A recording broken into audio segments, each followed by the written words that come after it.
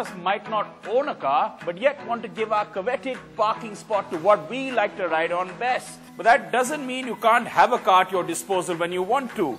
Just choose the price and you can have what you want at your doorstep. All you need to do is make your peace with the fact that it might be a slightly rainy day when you choose to get out, but then life doesn't stop. So for 900 rupees an hour, including fuel, I can jump to a Mercedes C-Class for as long as I want.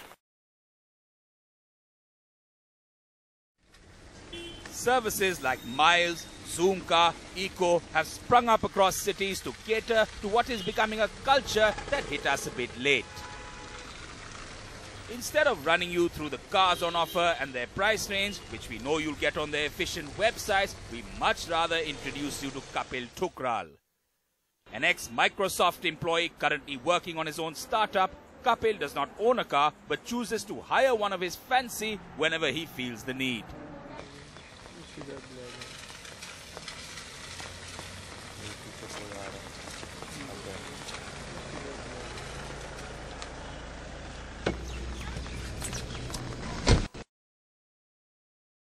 Kapil, hi, how are you? I'm good, man. All right, good. I'll just join in. Okay. Right. You don't actually own a car, right? Yeah. But you choose to get a self-drive car as and when you need to drive around the city as well. So how's that been working for you? For the past 3 years, I've been using the service, and I've driven a variety of cars, right from a Nano. I've even driven a Mercedes C-Class, and I know that in a shorter period of time, I can't buy that one. But I've lived that experience, maybe for a shorter period, but I've lived that experience. Even for a point-to-point time, or even for a shorter time, I choose self-drive because it is cheaper than owning a vehicle.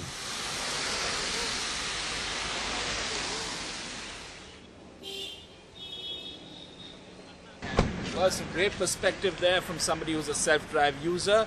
The weather has opened up, thankfully, as has another service.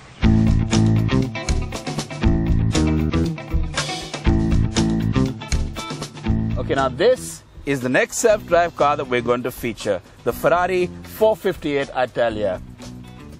You wish. Rather, I wish. No way. This has not hit the self-drive market yet, but we were fortunate enough to find it while waiting for one of the self-drive customers. While this beauty may never be available for official hire, the reason we find ourselves around it is to meet rally driver Gaurav Gill, who also makes the profile of self-drive car hirers even more interesting as he arrives to return the Audi Q7 he hired from Eco Cars. Hey, Gaurav. Gaurav Gill, huh? Who would have thought? You brought this Audi back in quite spick and span condition, huh? Yeah, no dirt roads, no twists and turns for you with no this real one, off-roading, no real off-roading. So how was this experience? You're actually a customer of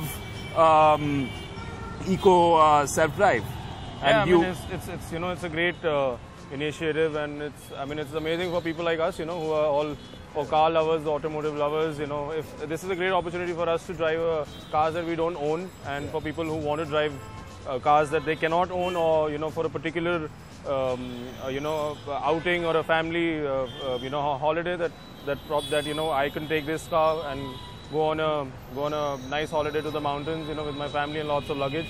Yeah. So it's a great opportunity. Now we go on our drive.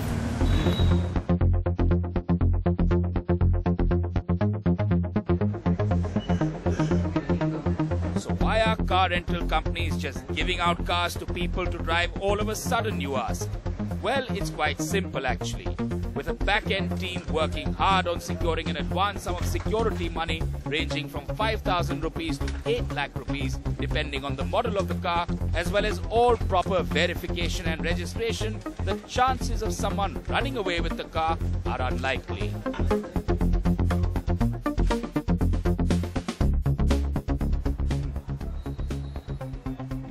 Well, for a concept we're going to shed light on next, this would actually be perfect. But if you owned it, frankly, you won't be using the service.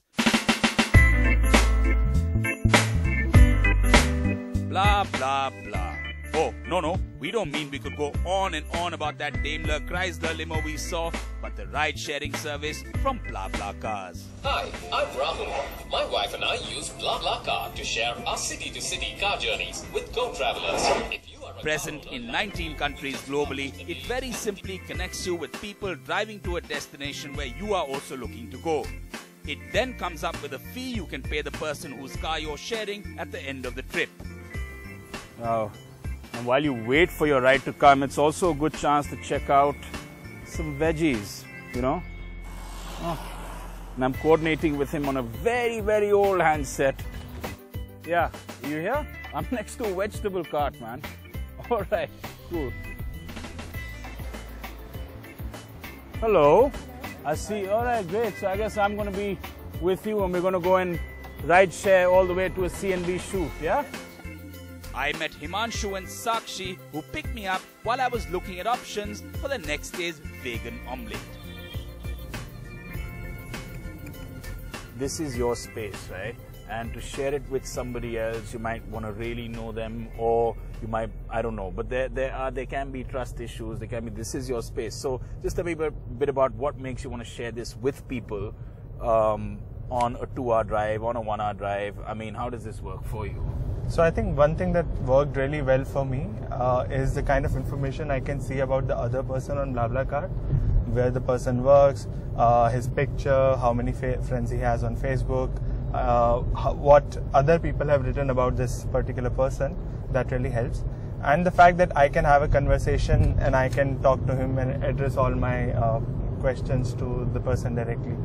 I guess one of the perks of ride sharing also is that when you're stuck on a toll plaza, you have someone to talk to, right? And split the cost. Yeah. But I'm not splitting this with you. I mean, it's just 28 rupees. I'm not splitting it with you. I'll buy you something cold later. Now, once we cross this barrier, we're actually ride sharing to meet Siddharth, and you'll actually get to see a CNB shoot in progress. So, you know, when we get there, he's a great guy. He's a lot of fun. And actually, his verdict on something like this will be very interesting to hear.